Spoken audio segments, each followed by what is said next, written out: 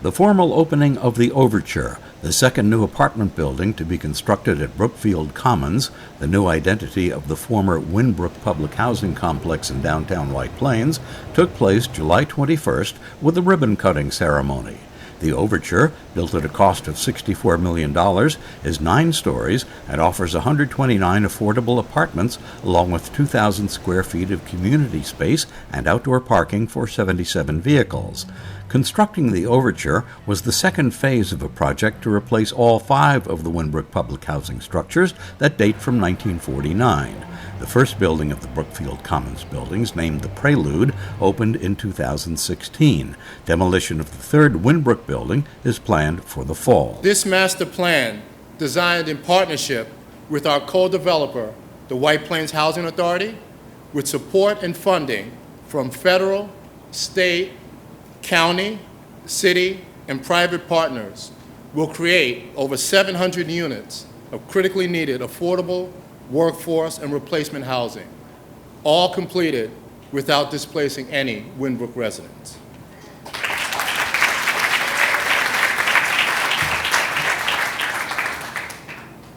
The Winbrook campus, located here in downtown White Plains, is over 70 years old and was in need of significant reimagining and redesign in order to serve the changing needs of the existing Winbrook residents and the surrounding neighborhood. This new master plan will not only create high-quality housing with sustainable design, but will also provide non-residential spaces for services, amenities for health and activity, play areas, and more for the residents and the community.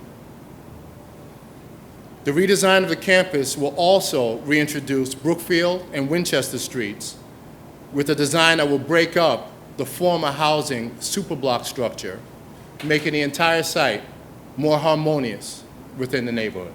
And Trinity, the Housing Authority, the board, state, federal, local government, everyone's involved in making this happen. If any one of those poles come out from under the tent collapses and it doesn't happen. And that's one of the reasons that I think that you don't see as much affordable housing as there should be, because it doesn't take much quiet to quietly stop a project. And I think there are communities where that happens. And I'm going to stop there. But we are in this city are proud that we work as hard as we can to get as much affordable housing into this city as we can. And it is very difficult. It's difficult to build the building, but when you have to build affordable, I don't care what type of affordable you're building, you have to jump through hoops, and the hoops move, and they set them on fire, and they do, it's not easy. Coming out of the pandemic, we think about the intersection of health and housing. We think about the importance of housing as jobs, housing and community facilities, housing and services, and that's a sort of a central focus for us. The second one is about correcting the history of racial segregation in this state and in this country.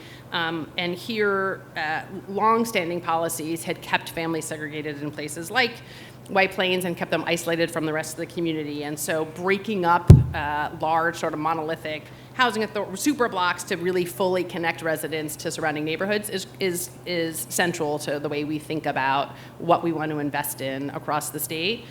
And the third one is climate. It's really hot today. And making sure that the buildings we're building are resilient, making sure that they are meeting really high energy standards, driving down energy costs for the tenants who live in them. And so I think it's really exciting to come to projects like this when they're all done and be able to look and say that they really meet all 3 of those goals for us in both in little ways and in big. You can have affordable housing units that rival market sector housing units in terms of amenities. It's here. It's hard, but it's not impossible.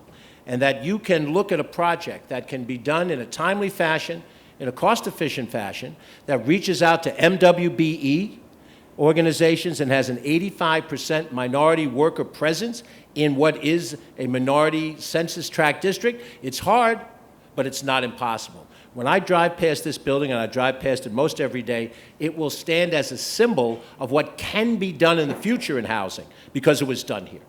There's an even broader issue here, and that is, what is the role of government?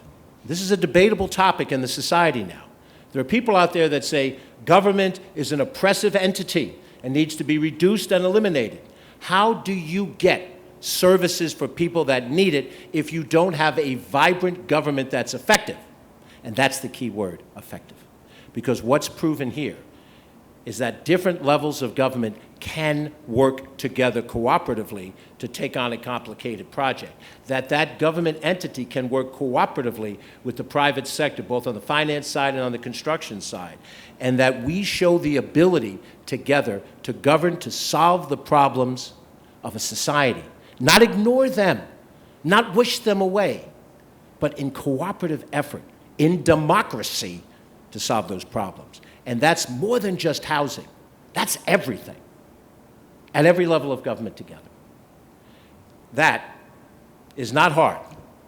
That's very possible, and you see the example of it right there.